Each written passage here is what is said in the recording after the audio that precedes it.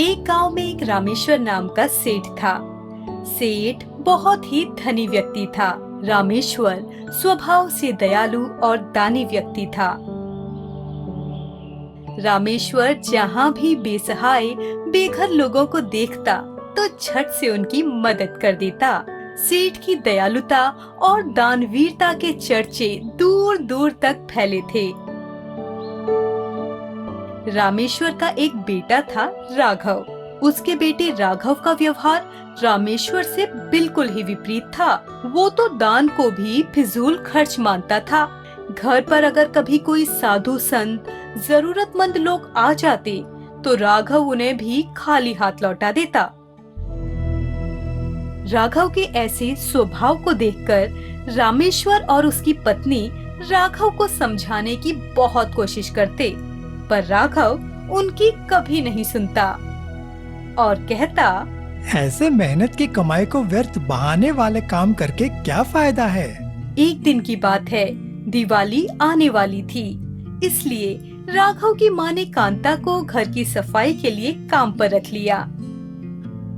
माँ ने राघव को मिठाई के कुछ डब्बे देते हुए कहा, एक डब्बा मिठाई कांता के घर दे आना और दूसरे डब्बे मंदिर के आसपास गरीब लोगों में बांट देना। इस पर राघव बोला, माँ, क्या जरूरत है मिठाई देने की। अरे बेटा, दिवाली का त्योहार है और त्योहार तो लोगों से खुशियाँ बांटने के लिए होते हैं, इसलिए जाओ और दे आओ। पर माँ, कांता को पगार देते तो हैं और गरीबों को कुछ भी देने की जरूरत नहीं है, क्योंकि हम जैसे लोगों की वजह से ही वे लोग आलसी हो गए हैं। कुछ काम ही नहीं करते, बैठे बैठे मुफ्त में खाते रहते हैं। अगर वो कुछ काम नहीं करना चाहते तो हम भी अपनी मेहनत की कमाई उन पर फिजूल में खर्च क्यों करें। राघव के ऐसे व्यवहार से परेशान होकर रामेश्वर ने कहा, अब मुझे ही कोई उपाय करना होगा।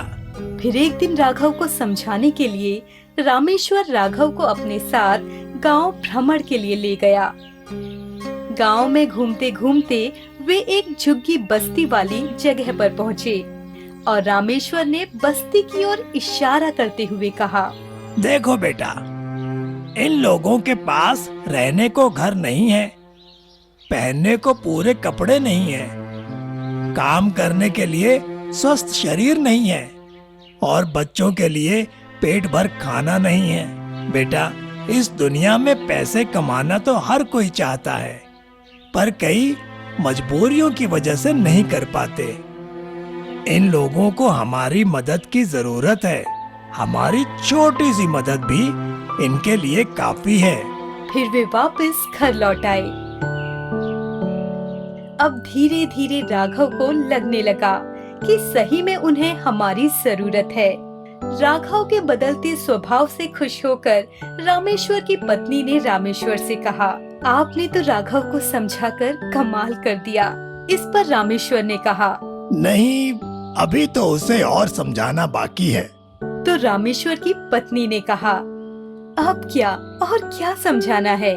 उसे अभी तक इतना ही समझ आया है कि उन्हें हमारी सहायता की जरूरत क्यों है, पर उसे ये समझाना बाकी है कि हमें उनकी सहायता करने की जरूरत क्यों है। फिर कुछ देर बाद रामेश्वर ने राघव को बुलाया और 2 दिए लाने को कहा। राघव दिए लेकर आया। रामेश्वर उन्हें अंधेरे कमरे में ले गया और उसमें से एक को जलाया और माचिस दूर फेंक दिया। फिर रामेश्वर दीपक को बुझाकर राघव से बोला, क्या तुम यहीं बैठे बैठे इस दीपक को वापस जला सकते हो? राघव ने थोड़ी देर सोचकर कहा, नहीं। फिर रामेश्वर ने दोनों दीपक को जलाया और उसमें से एक को फिर से बुझा दिया और बोला, क्या तुम अब इस दीपक को वापस जला सकते हो? तो राघव ने पास के जलते हुए दीपक से उस दीपक को जला दिया। पर राघव कुछ समझ नहीं रहा था कि आखिर पिताजी उससे ऐसा करवा क्यों रहे हैं। रामेश्वर ने राघव को समझाते हुए कहा, देखो बेटा, ये दीपक हम हैं। ये कमरा हमारा जीवन है और ये दीपक की जलती लौ खुशियां हैं। अगर हमारे जीवन में खुशियां हैं तो हमें जीवन प्रकाशित लगेगा, लेकिन जब अकेले दीपक को कोई मुसीबत रूपी हवा बुझा देगी तो वो वापस कभी नहीं जल पाएगा, भले उसमें कितना ही तेल बचा हो, जो कि धन का प्रतीक है। और दूसरी तरफ जब 2 दीपक थे तो किसी एक के बुझ जाने पर उसे दूसरे दीपक से वापस जलाया जा सकता है। जब एक दीपक ने अपनी लौ दूसरे दीपक को बांटी तो उसकी रोशनी कम नहीं हुई, बल्कि अब कमरे में 2 दीपक होने के कारण रोशनी और बढ़ गई।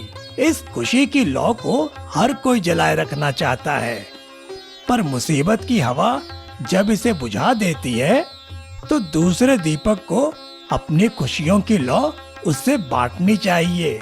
इससे आपकी रोशनी कम नहीं होगी, उल्टा उस दीपक की भी रोशनी कमरे को प्रकाशित करने में मदद करेगी। इसीलिए बेटा, दान पुण्य करना फिजूल खर्च नहीं है। इससे मेहनत की कमाई खर्च नहीं होती, बल्कि खुशियां बढ़ती हैं, क्योंकि आखिर खुशियां बांटने से ही तो बढ़ती हैं। पिताजी की बातों से राघव समझ जाता है कि लोगों की सहायता करना, उनके साथ खुशियां बांटना फिजूल नहीं है। और ये समझकर राघव ने दिवाली में बेसहारा गरीब लोगों की खूब सहायता की।